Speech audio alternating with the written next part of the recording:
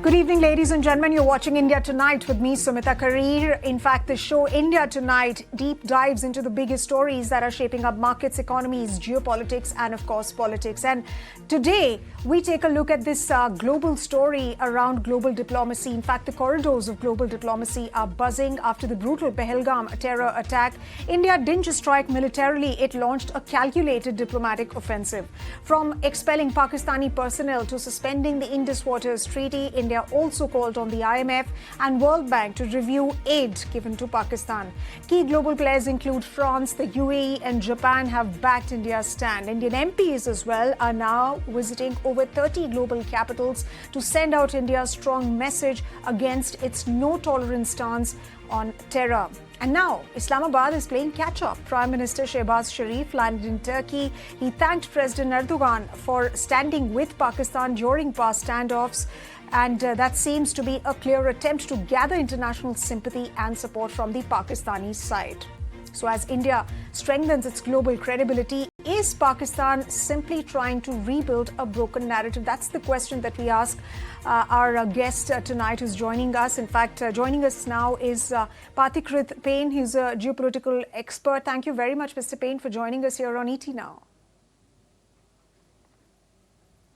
So, at the outset, I'd like to ask you, what is Pakistan likely hoping to achieve by highlighting Turkey's support in the context of India-Pakistan tensions? Does it really smack of desperation to perhaps build a narrative that's already broken all across the world when it comes to, Pakistan supporting terror on its soil? Well, of course, Turkey has been one of the tried and tested friends, and the reality is that countries like Turkey will not change their loyalty just because we have done an operation Dost and helped them in terms of their emergency.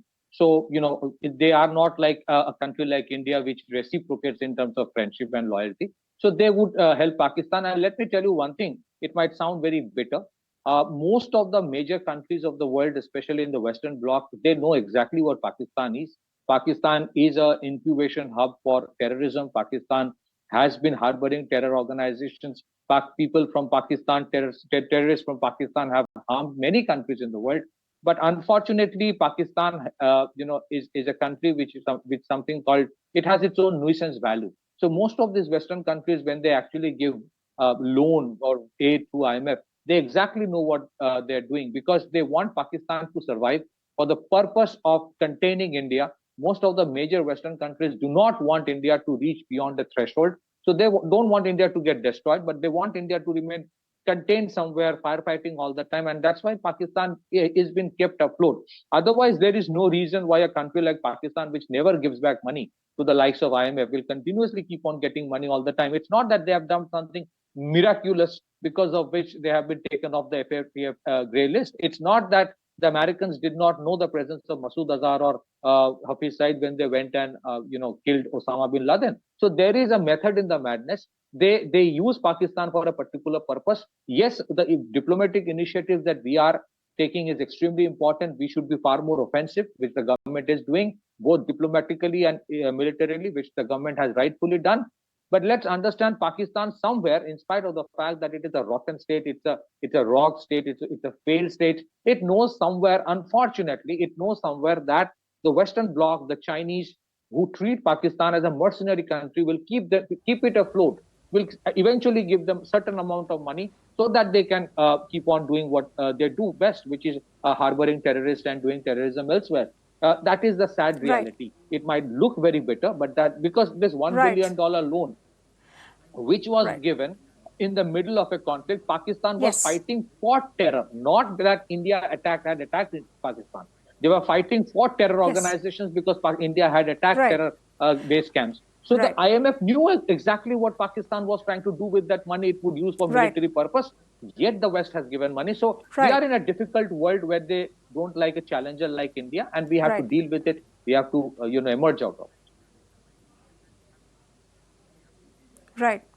Right, Mr. Payne, but remains to be seen for how long can China keep extending that support to Pakistan. Now the fact that, it has been exposed globally as well. And of course, IMF has also been pushed, despite sanctioning that loan, it's been a push to question Pakistan, in fact, on the fact that how it is going to be using that money. And of course, it's commented about its economy as well. So we'll have to see how that really shapes up. But very interesting threads you've opened, on IMF, on China, and of course on India's outreach. We'll be coming to all of those points in just a bit, but going back to the Turkey-Pakistan tango, would you call this a tactical signal, a long-term alignment, or reactive posturing due to regional isolation, and that specifically in the aftermath of Operation Sindoor? Well, Sumita, you may call it a tactical realignment as well, because Turkey itself has very strong animosity with the Arabs in Middle East. So because the Arabs have distanced themselves to a certain extent from the Pakistanis, the Turkeys are trying to latch onto it. Secondly, I have a bigger fear, and not a fear, it's an apprehension. Turkey is part of NATO. Now, when Turkey is giving money to a rock state who is fighting for designated terror organizations, because the designated terror organizations' bases have been hit, so Pakistan was waging war on India. When Turkey was aiding them, did you hear NATO saying anything to Turkey?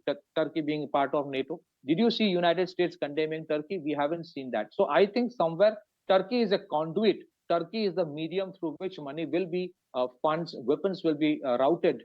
Just after this brief conflict got over, Turkey was given a sizable amount of air-to-air missile systems by the Americans. Now, where is the guarantee that Turkey will not, bypass or siphon it back to the Pakistanis? So that's one issue. Secondly, Turkey, there is this competition which goes on in the Islamic world, where each of the countries, especially especially between Turkey, Saudi Arabia, and Iran, who wants to show that who is among the most important country within the Islamic world who stands for another Muslim country. So in spite of knowing what Pakistan does, Turkey is most complicitly helping them. And we must not forget one thing.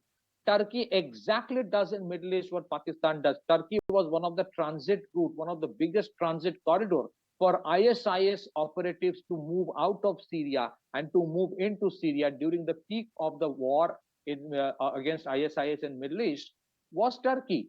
Istanbul was the place which was a hub. So it's not that Turkey is averse to terrorism or using terrorism as an instrument of statecraft. You would see the name of Turkey cropping up all the time when it comes to ISIS in Middle East, or when it comes to whatever happened in the North Africa region, where terrorism has proliferated like anything. So I do not see Turkey as a very, very justified modern state. Unfortunately, in the last few years, especially in the last one decade, because after Erdogan came in, it has been a different country. It is going back to something else. So Turkey is basically, for me, Pakistan of Middle East. So I'm not surprised.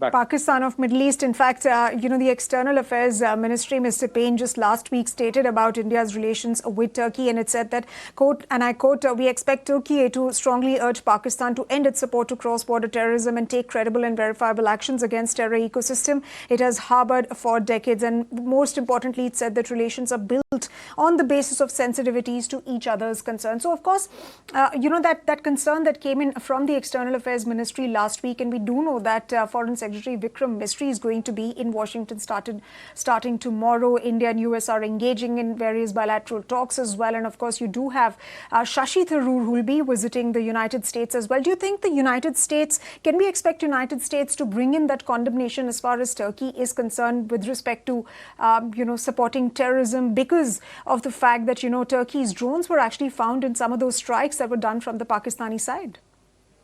Highly unlikely. If you see the American stand, or the stand of the Western media so far as this conflict is concerned, they have the tendency, you see, is in terms of hyphenating the Pakistanis and the Indians in the same bracket. The reason is they can't show that India had a strategic and a tactical edge when this conflict happened, and they can't say that the Indian weapon systems and the air defense systems actually, got hold better of the Pakistani systems, which are either of Chinese origin or American origin or Western origin. So they can't come up and say, look, an S-400 did a better job than what our Raytheon made Patriot air defense system does. They cannot openly come up and say that F-16s have been shot down or C-130 have been shot down. So they can't say that. So they would try to say that, okay, the Pakistanis and the Indians were fighting with each other. We want them to have a dialogue. But they don't want to accept that it was a victim of terror versus a perpetrator of terror. So I don't think they would say anything to Turkey. If you look at the attitude of Donald Trump, it looks like somebody who has been taken a little aback by the kind of weapon systems made indigenously in India. It was a demonstration of Atmanirbhar Bharat when it comes to loitering munitions, BrahMos when it comes to medium-range surface-to-air missile, Akash systems, and many other innovations or improvisations that were done with weapon systems in India with Indian fighter jets. So they will not do anything. They will rather somewhere tacitly be okay with what Turkey does. And if they had to condemn, they would have done that time. Turkey, being a NATO member, cannot just go and give large amount of drones to Pakistan without somewhere there being a tacit approval from the higher powers that be. So for me, the External Affairs Ministry will have to give these statements, which is part of the official process. But if you ask me, how do you actually put countries like Turkey to act in its own place? Well, the economic decisions being taken in terms of banning some of the Turkish organizations, that is fine, justified. Yes. That's a limited approach. But what makes Turkey literally sit, take stock of situation and feel alarmed is when you do exactly what Turkey has done. Turkey's biggest adversary is Greece. The moment you start arming Greece with, possibly a BrahMos, or if not a BrahMos, or then other land attack cruise missile, or a BrahMos or a Nirbhaya type, cruise missile, or other weapon systems which are of Indian origin, give them the loitering munitions so that tomorrow if there's a face off with Turkey, right. Greece can use it. Give them the Akash air defense system, surface-to-air missiles, so that they can put it formidably up against the Turkey. That is what makes them shiver. And we have already done with Armenia. Armenia right. is again another adversary of Turkey. So you can have dialogue with them; they will not understand. Yes. If India was the first mover in Turkey even before United Nations came in when the earthquake happened. Now this is the way they reciprocate, means that we were expecting too much out of them. So you do exactly what they have done. They are arming Pakistan, you arm their enemy, their arch rival, which is Greece and Armenia. You give them the Pinaka rocket systems, you give them the artillery, you give them missiles, you give them loitering munitions, you give them air defense systems, all made in India. Then see, Turkey will seek dialogue with the very India they wanted to be defeated in this conflict. So this is where real politics and geopolitics comes in, and I'm sure government of India is aware of these things and eventually will work towards that direction. Absolutely. Absolutely. They must be thinking of, some of these strategic moves as far as, countering Turkey is concerned. But Mr. Payne, how do you think Pakistan is going to deal with what's going on in the world as of now? India, of course, amping up the diplomatic offensive against it. And of course, till now, we've seen all that they've done is tit-for-tat moves. What do you think? How do you think Pakistan is going to handle all of this, diplomatic offensive that India has launched? Look, Pakistan is a country which lives one day at a time. So for them, they don't look at being a $5 trillion economy. They don't have an aspiration to have a $600 billion forex reserve. They don't look for a $1 trillion export target. Their ultimate concern is whether they can get whether they can beg and get the next $1 billion loan next month. And that is their priority. So they know somewhere they will be able to convince the Western Bloc, and the Western blocs, as I said, they look at Pakistan as a mercenary or hired. They will be able to convince them that, look, a defeated Pakistan is worse than a Pakistan what it is now. And that is how they have been fooling the West for a long period of time. Of course, Pakistan is in a very difficult situation.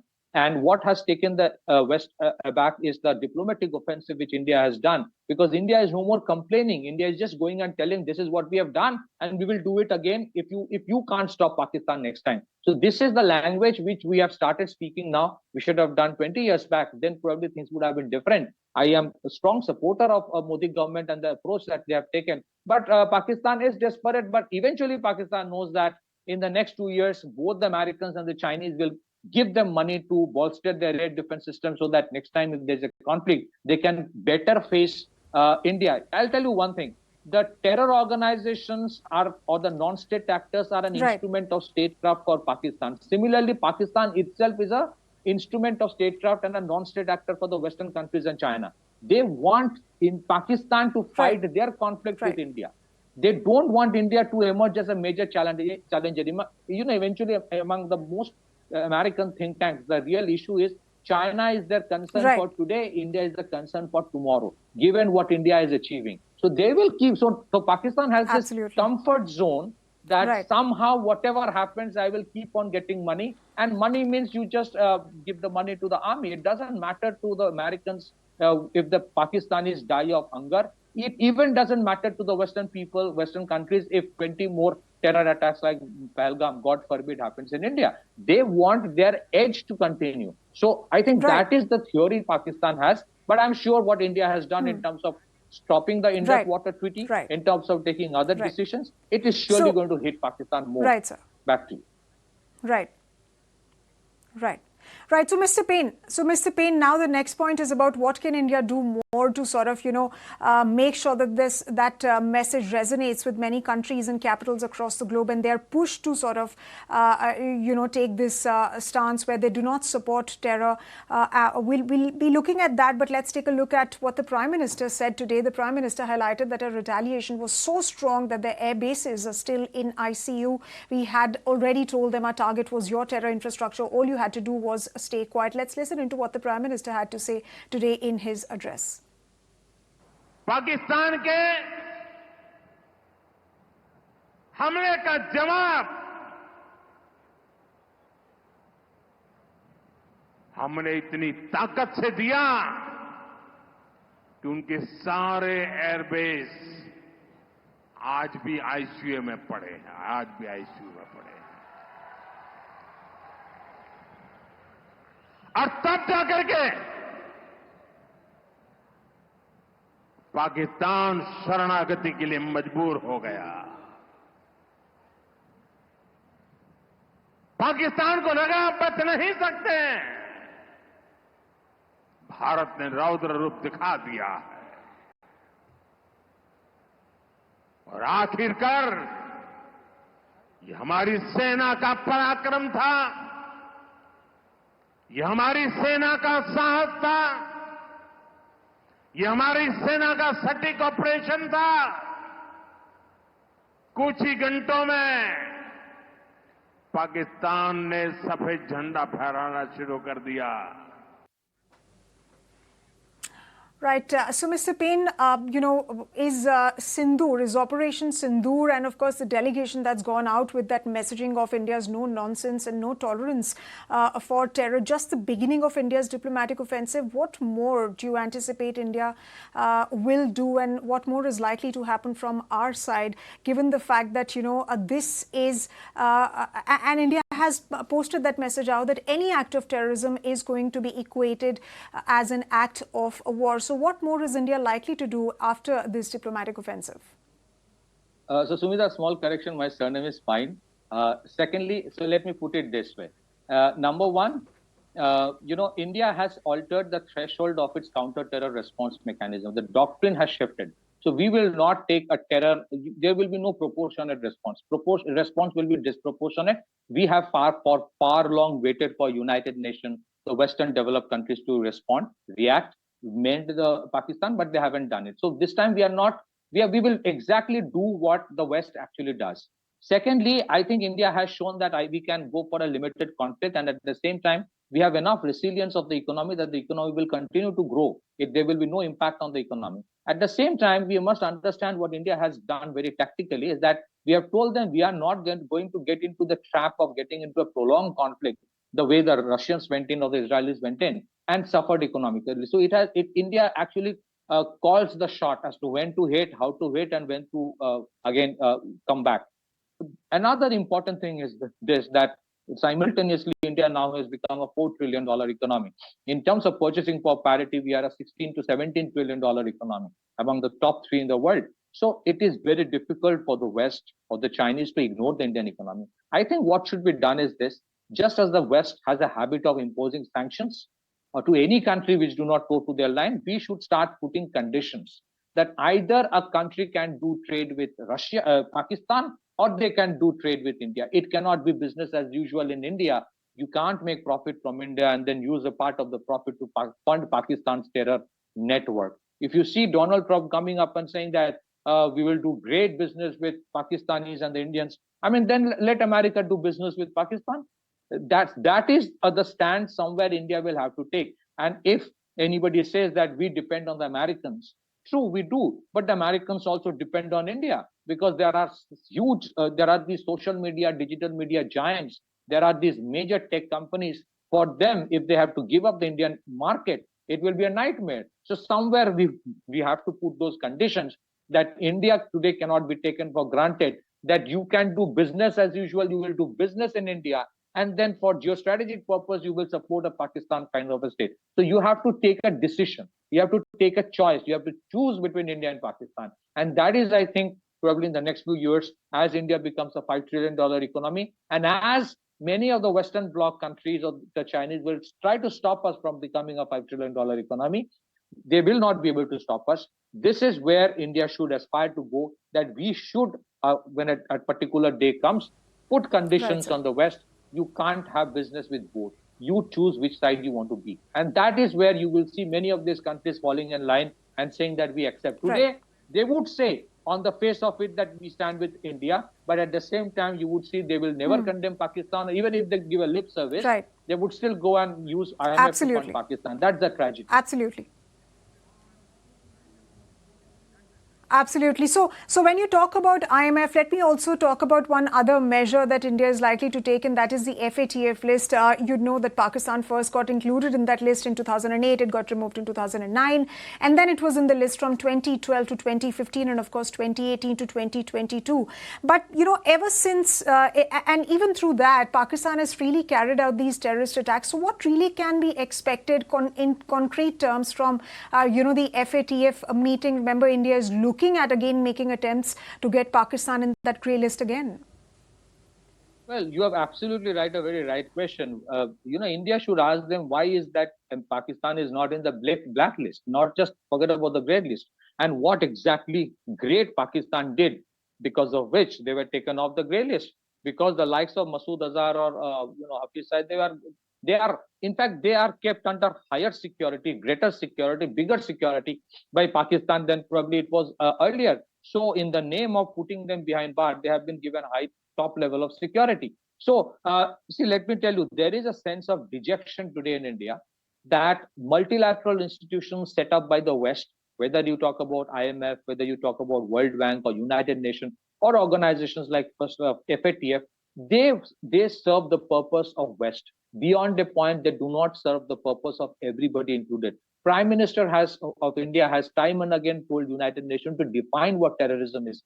Till date, in the last 70 years of its existence, United Nations have not been able to come out with a definition of terrorism. That is where they play the game. So they will keep on saying that Pakistan is improving. Where is the improvement? What exactly miraculous did they do because of which they were taken off the grey list? So while the diplomatic offensive will continue, I am sure it will continue, and it's a good thing to do that.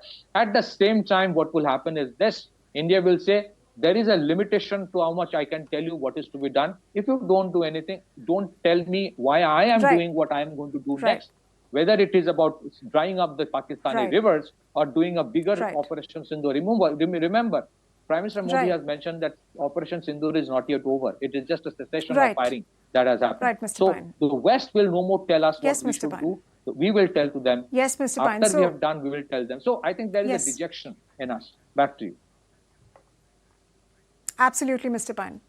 Absolutely, Mr. Pine. And bringing back the point again that you mentioned, that it's not just enough to carry out the diplomatic offensive, but perhaps a few years down the line, India needs to push its Western partners to choose between India and Pakistan to do a trade, even as India is on its way to become a $4 trillion economy. Well, on that note, thank you very much, Mr. Pine, for joining us and sharing your insights and interesting perspectives on this developing story. Thanks very much.